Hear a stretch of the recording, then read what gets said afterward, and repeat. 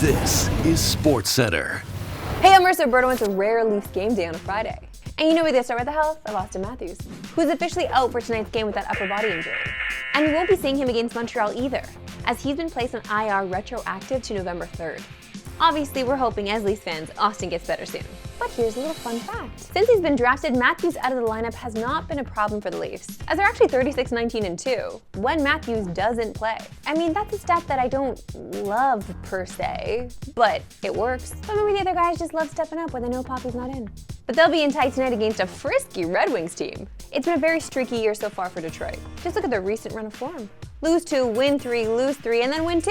So by that logic, they're either going to win tonight, or it's the start of another losing streak. Now, while the Leafs are struggling to score 5-on-5, their power play has finally woken up. Through the first 12 games of the season, the Leafs' power play was atrocious. Dead last in the league, going an abysmal 3 for 38. That is just 7.9%. But the last 2 games, they're 4 for 9, and looking like the Leafs power play of old that we all know and love. Those of you in the Leafs region can watch the Leafs and Wings tonight on TSN. Coverage begins at 7 Eastern. I am not going to this one, so I cannot guarantee a win.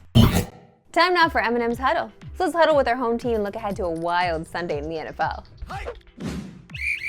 But let's start by looking back, because my God, what a Thursday nighter we had last night. The Bengals and Ravens gave us arguably the game of the year, and there was some major fallout from that result. The Bengals really needed that one, and with the loss now fall to 9th in the AFC, while Baltimore keeps the pressure on Pittsburgh, who remain on top of the AFC North at 6-2. But the Bengals are really reeling today. Ja'Marr Chase had hands down the best receiving day of the entire season, as he had 11 catches for 264 yards and 3 tutties in a loss. And after the game said, quote, "I would never figure Joe would play this well, and I would play this well, and we would lose." And he's right, because just listen to how crazy this stat is. There have been 2 instances in NFL history where a quarterback had 30+ completions, 300+ passing yards, 4+ passing touchdowns, multiple 40+ yard touchdown passes, and no more than 1 interception, and still lost to the game. But this is where the stat gets even crazier. Both of those instances were Joe Burrow against the Ravens this season. It truly is bonkers to think about. How do you do so well and lose? It doesn't make any sense, ma.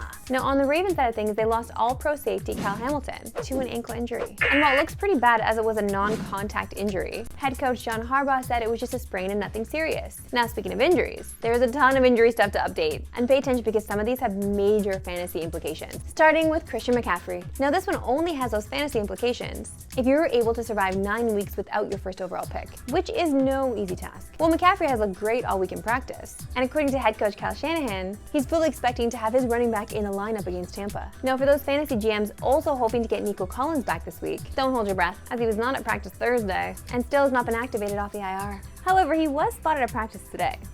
But from this video the Texans posted, we don't really see him practicing, but he is dancing. So yeah, he's dancing, but also galloping. So I don't know what this means and whether we'll see him on Sunday or not. But with or without Collins, Lions-Texans on Sunday night is still game of the week. And you can catch that on TSN at 8:20 Eastern, 5:20 Pacific. And for more NFL talk, head to TSN's YouTube for Broken Table. As Stevie Johnson, Aaron Korolnik, Davis Sanchez, and Christopher Hine break down this week in the NFL. Time now for my favorite segment and yours, Why We Love Sports Today.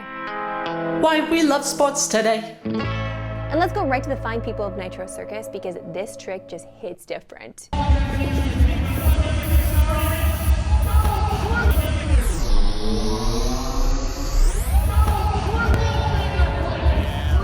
This is a video game.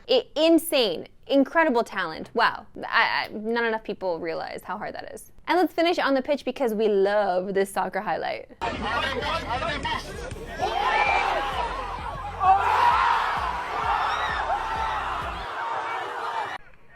Oh! Okay, sir. This Sally after is what makes it even better. We are just one day away from the CFL Divisional Finals, and every team looking to advance the Grey Cup has something to prove. Let's start with the defending champs, because the Alouettes are trying to show that last year was no fluke, and that they're capable of going back-to-back. Last year they entered the playoffs as the hottest team in the CFL, and rode that momentum all the way to a championship. But it has looked different this year, as they've looked beatable over the last month, which wasn't the case at the beginning of the season. If this trend continues, though, it may seem like last year's run was more fluky and getting hot at the right time. Teams also haven't gone back-to-back as often as you might think. Over the last 25 years, it's only happened twice. And if this year's Alouettes want to join the list, Their road back to the Grey Cup starts tomorrow. Montreal's opponent, the Argos, are in a much different spot, as they're trying to prove they can be as dominant as they were a season ago. Last year, they tied the all-time single-season win record by going 16-2. But when the playoffs rolled around, they were blown out by the eventual champs. And ever since that loss, the Argos haven't really looked the same. They have shown flashes though, including a dominant victory over Ottawa in the East Semis last week. So tomorrow's game will be a huge opportunity for them to exact revenge. Over to the West, where the Blue Bombers are looking to prove that they still have what it takes to finish out a season with a Grey Cup win. Winnipeg has been to the Grey Cup in each of the last 4 seasons, but has come up short in the last 2. And what hurts even more is that the Bombers had fourth quarter leads in the 109th and 110th Grey Cup, only to lose both games. Well, they aren't looking past their Western final opponent. And yet they better not, because the people from Saskatchewan, including their team, are tough. This year has to be about avenging their recent Grey Cup losses. For the Riders, they have to get past a team that has been their kryptonite of late, which just stings even more because Jesse cheers for Blue Bombers and we don't like any of that. Winnipeg has ended Saskatchewan's season the last 3 times they've met in the playoffs, including twice in the Western final. It's also been over 5 years since Saskatchewan won a regular season game in Winnipeg, which is a stat that I absolutely hate telling you. And unfortunately for the Riders, this game is in Winnipeg. They're just trying to prove they're capable of getting past the Bombers. There are so many storylines going into tomorrow's games, with a trip to the Grey Cup on the line. So make sure to tune into TSN for all the action. Coverage of the Eastern Final gets going at 2 Eastern, 11 a.m. Pacific, and will be followed by the Western Final at 6 Eastern, 3 Pacific, which technically means 5 from my babies in Saskatchewan because the time difference changed. We went through daylight savings, they didn't, because Saskatchewan knows what's going on. Saskatchewan does it right. That's it for today. We'll see you right back here Monday. Have a great weekend.